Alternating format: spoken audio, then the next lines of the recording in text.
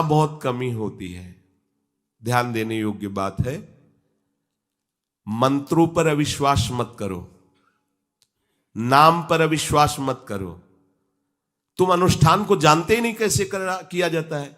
एक कामना की पूर्ति, तुम विश्व की कामना की पूर्ति कर सकते हो, विश्व की कामना की पूर्ति।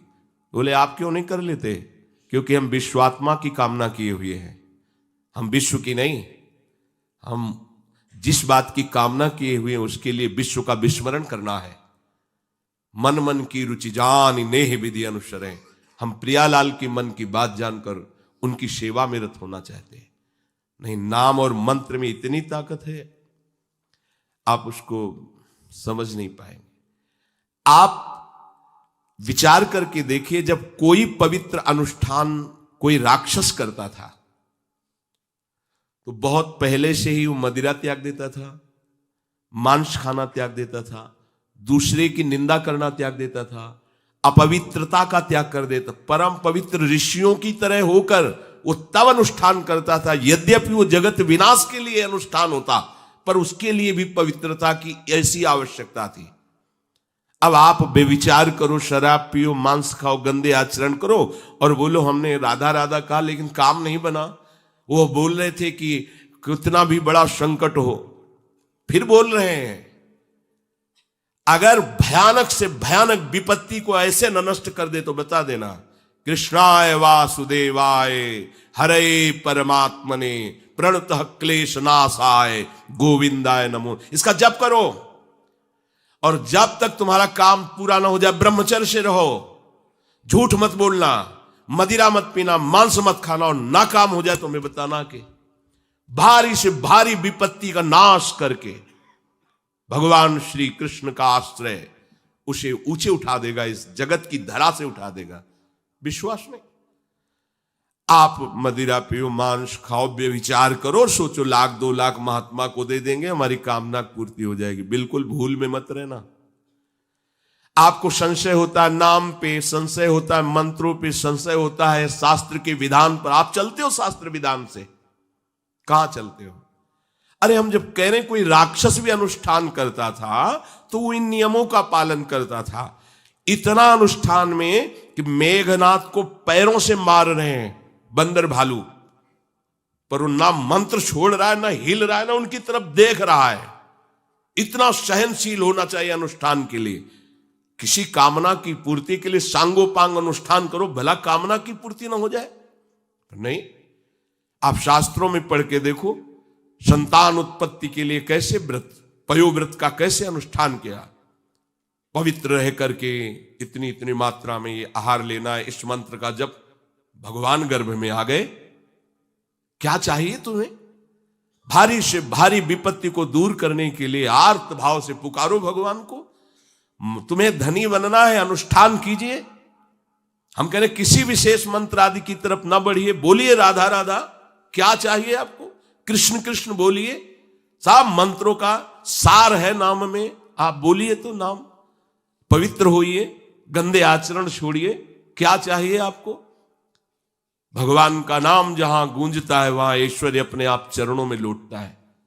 अब छल कपट करो, हिंसा करो, गंदे आचरण करो, सोचो हम बहुत बड़े धनी बन जाएं, तो दुष्कृति का फल दरिद्रता और दुख होता है।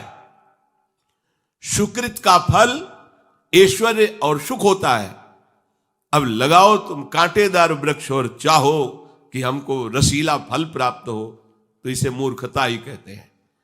फिर दोष देता है काल, कर्म, ईश्वर को, शास्त्रों को, मंत्रों। अरे कुछ नहीं, नाम मंत्र में जरा सी भी अनुष्ठान में त्रुटि हो जाए तो उसका फल बदल जाता है। आप कहां अनुष्ठान कर रहे हैं? कौन सा अनुष्ठान कर रहे हैं? सबसे पहला नियम अनुष्ठान का होता है पवित्र आचरण, ब्रह्मचर्य, सत्यवाद, पवित्र भोजन, संयम से। कोई भी अनुष्ठान कर, किसी भी विषय का अनुष्ठान करके देखो, अभी हो जाएगा। ये तो हमसे नहीं होगा, तो फिर आप बड़ी बड़ी कामनाएं करते हो, हवा में कामनाएं पूर्ण हो जाएंगी। किसी की भी काम, किसी का भी महाबली या तेजस्वी पुत्र पैदा हुआ, उसको देखो कैसे रहा है, उसके माता पिता कैसे आचरण किए हैं। 10,000 वर्ष तक भगवान श्री हरि में मन लगाकर निरंतर मंत्र जपने पर कश्यप और विंता जी ने भगवान गरुण जी को प्रकट किया। भगवान गरुण जी श्री हरि के वाहन, प्रथम पुत्र अरुण जी जो सूर्य के सामने बैठे हुए हैं, सारथी बने 10,000 वर्ष। करदम जी भारी तपस्या करके पत्नी प्राप्त कर रहे हैं, तो भगवान स्वयं कपिल देव जी के रूप में अवतार ले रहे हैं। बिना भजन के, बिना पवित्रता के, बस कामनाओं की पूर्ति, हवा में कामनाओं की पूर्ति हो जाएगी। मनमानी आचरण, कुछ नींबू काट दो, उसमें सिंदूर रख दो, या कलावा बांध दो, या अंगूठी बांध लो, या जंतुर मंत्र बांध लो, भस्म, इनसे कुछ होगा? कुछ नहीं होगा। राधा राधा राधा राधा राधा, जो कर चाहोगे हो जाए, पर पवित्र आचरण, साथ में पवित्र आचरण हो। एक किसान भी अन्न बोता है तो खेती को तैयार करता है। आपको अपने हृदय की भूमि तैयार करनी होगी। कामना पूर्ति के लिए ऐसे थोड़ी चला जाता है। देखो ना, ऐसे एक चपत लगा दी सुरुचि ने, क्योंकि उसकी रुचि के खिलाफ हुआ कि वो पिता की गोद में बैठना चाहते थे। छत्री बालक माता के पास गए, उनका नाम सुनीति है। वो सुंदर नीति से चलती है, वो रुचि से चलती है, सुरुचि अपनी रुचि, और वो सुनीति सुंदर नीति से चलती है। मां, पिताजी ने गोद में बैठाला नहीं, और मां ने चपत लगा दी और कहा तू ऐसे कि गर्भ से प्रकट हुआ है, सिंहासन का अधिकारी नहीं। अगर तुझे सिंहासन पर बैठना है तो जा तपस्या कर और मेरे गर्भ से प्रकट हो। तपस्या इस बात की कर कि मेरे गर्भ तब कहीं तू पिता की गोद में बैठ सकता है। बोले हाँ बेटा। महाराज तो मुझे दासी भी मानने के लिए अब तैयार नहीं है। बेटा, भगवान नारायण का जिसने आश्रय लिया उसकी कोई कामना अधूरी नहीं रही। जाओ तुम भगवान श्री हरि का आश्रय लो, वही तुम्हारी कामना की पूर्ति करेंगे। मेरे में तो कोई सामर्थ्य नहीं, पर मैं आशीर्वाद देती हूं। मेरा आशीर्वाद कवच की तरह तुम्हारी रक्षा करेगा। 5 वर्ष का बालक चला भगवान की प्राप्ति के लिए। वो प्रेम नहीं चाह रहे हैं, वो पद चाह रहे हैं। कैसे जीवन व्यतीत किया देखो। 6 महीने की बात। बोले 6 महीने में, 6 महीने में एक छोटा सा बालक इतना कष्ट सह रहा है। 6 महीने तो बहुत समय हो गया।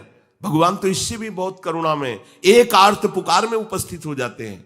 एक बार जिन नाम ली हित सो होए अति दीन। अगर कोई कामना नहीं है, केवल प्रभु की मिलन की चाह है और हृदय आर्त भाव से पुकार दे तो दूसरा नाम नहीं लेना पड़ेगा। एक बार जिन नाम ली हित सो होए अति दीन, ताको संग न छाड़ही ध्रुव अपनो कर लीन। ये महारसिक शेखरों के वचन है, कोई ऐसे मिथ्या वचन थोड़ी। श्वास को भी रोक लेते हैं। भगवान का जो मंत्र श्री देवर्षि नारद जी ने दिया उसी का ध्यान कर रहे। ऐसा पद मिला कि सप्त ऋषि परिक्रमा करते हैं। ना उनके पिता को मिला, ना उनके पितामह को मिला। इसके आगे तो है ही नहीं। उत्तानपाद, महाराज मन, ब्रह्मा, बस ऐसा पद मिला कि किसी को पद नहीं मिला। पर आप देखो कामना की पूर्ति के लिए कैसे निष्ठावान हो करके, प्राणों को समर्पित करके भगवान की आप बीड़ी सिगरेट पियो, प्याज लहसुन मांस मछली दुनिया की दलित दुराएं करो, हाँ हमारी कामनाओं की पूर्ति हो जाए। बेकार बकवास करते हैं लोग आकर। परमार्थ को एक हंसी बना दिया है, एक मजाक बना दिया है। संतों को एक नाटक बना दिया है। संत मार्ग को एक उपहास का स्वरूप बना दिया है। हमारी ये कामना की पूर्ति कर दो। उनका जीवन कामना की पूर्ति के लिए तुम्हारे है। अरे तुम्हें निष्काम करके भगवत साक्षात्कार कराने के लिए कि छोटी मोटी जिनमें तुम फंस कर तुम्हारी दुर्गति हो रही, उसी में और वो बढ़ावा देने के लिए। पर संसार तो अपनी बात मानता है, उस ना शास्त्र की बात मानता है ना संतों की।